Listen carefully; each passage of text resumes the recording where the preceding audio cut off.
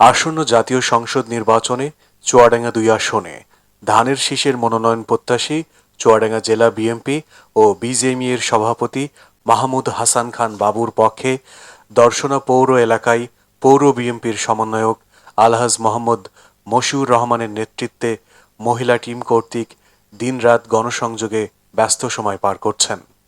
দর্শনা পৌর বিএনপির সমন্বয়ক আলহাজ মোহাম্মদ মশিউর রহমানের নেতৃত্ব ও দিক নির্দেশনায় মহিলা টিম পৌর এলাকার সকল ওয়ার্ডে গিয়ে বাড়ি বাড়ি মহিলা ও পুরুষদের কাছে বাবু খানের জন্য ধানের শীষ প্রতীকে ভোট প্রার্থনা করছেন।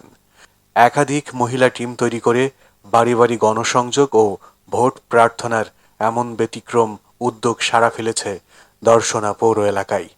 প্রতিদিন সকাল থেকে রাত পর্যন্ত একাধিক মহিলা টিম এই গণসংযোগ ও ধানের শীষ প্রতীকের পক্ষে ভোটের মাঠ চষে বেড়াচ্ছেন।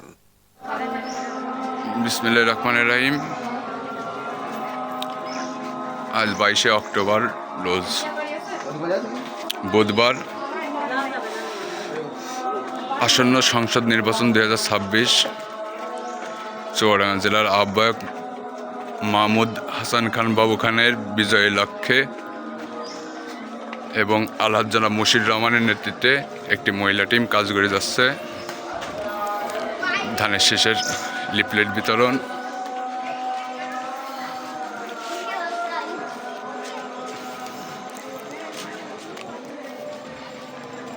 9 নম্বর ওয়ার্ড ঈশ্বরচন্দ্রপুর।